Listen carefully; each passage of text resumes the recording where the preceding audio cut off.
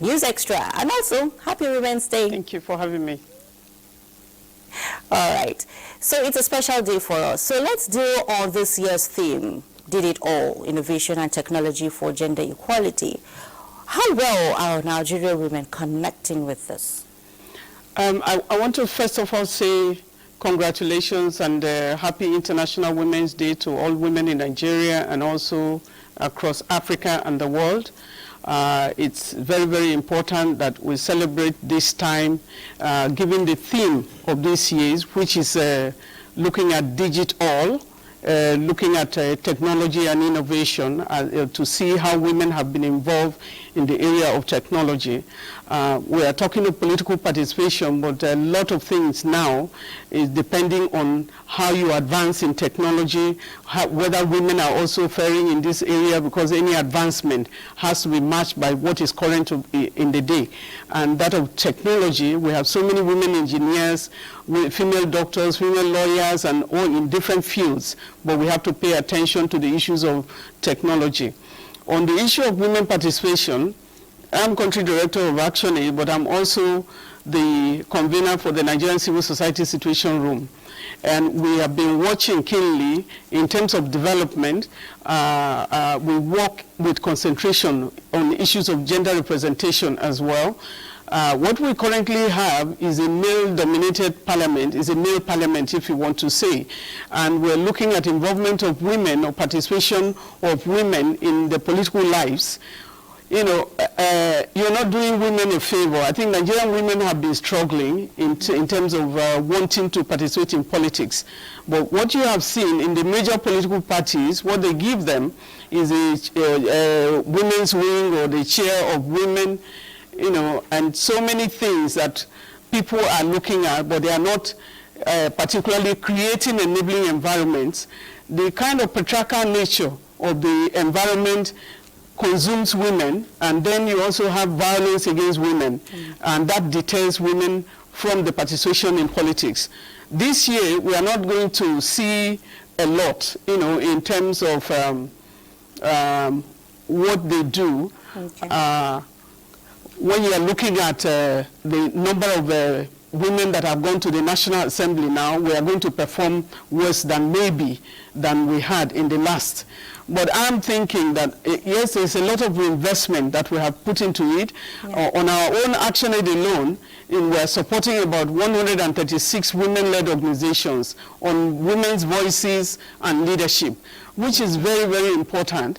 There are different organizations. Action Aid is also sitting on the chair. We are chairing the Development Partners Group on Gender, which is looking at the kind of investment that development partners and civil society organizations are investing on women's issues and their participation.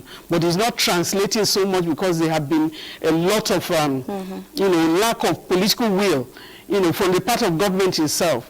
Why Rwanda has about over 60% representation today is because they had a deliberate effort from the government itself, instruction in their constitution that brings women, you know, women representation. Yes. But we have no political will in terms of women. Okay. From the political parties or the leadership of the country, yes, including the president himself. It does not mean the issue of women representation. I understand. And with what you have listed, Action Aid is doing a whole lot towards women empowerment and all of that. Well, the likes of you, Ene Obi, and the likes of Ngozi Okonjo-Iweala, you know, Amina Mohammed, Yabo, Maisha, and other women in critical sectors are making the nation so proud.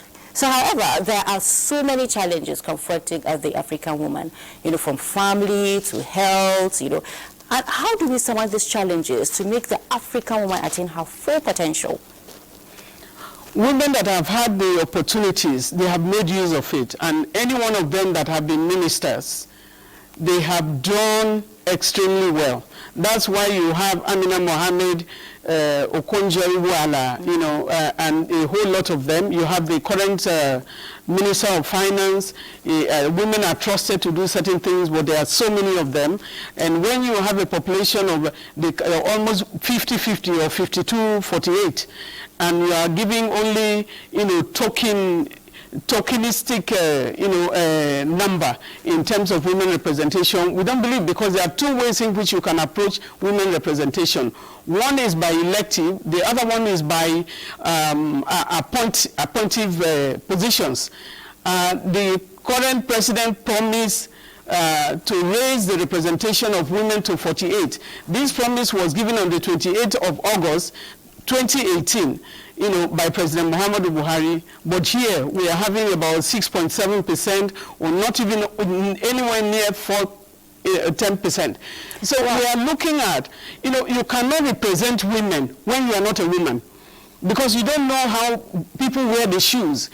In Nigeria, we have maternal mortality to its highest level, you know. At any point in time, it's like it's a crime for you to go and give birth.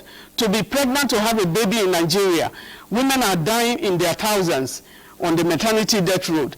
And so I think it's very, very important. What advice for us, give Nigerian women? What advice do you have for Nigerian women out there?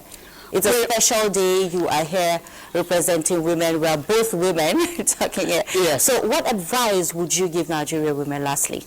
We are asking that we give full attention, you know, to the issues of women, and we ask women to go and vote and ask their children to stay away from violence, because in this country we are going to sort out issues together. We need to move. Vote women who are on the ballot boxes. We are also asking the security agencies to protect the women, the few women that are on the ballot, you know, box for this election, the ballot paper for this election. Protect them. What has happened in the past is deterring women from elections, and we hope that at the end of the day, people are going to look. You are not doing women a favor when you grant them the opportunity to be in the rooms. We have about 11 houses of assembly that there is no woman, and you have women committee being, you know, tackled by men. How do you get to know what it is to be in the labor ward? You don't have any idea. And so who will represent women when you have a homemade parliament? We thought constitution can sort it out, and the suggestions to the constitution, the bills were thrown out. And so we advise the government that unless you notice your 50%, if not, you are missing a majority, and also persons with disability and the youth. Yes. We will concentrate on building women agency, and we are heading for 2027 to be a different story. Well, at that time, we can produce governors and produce senators and so on. You can say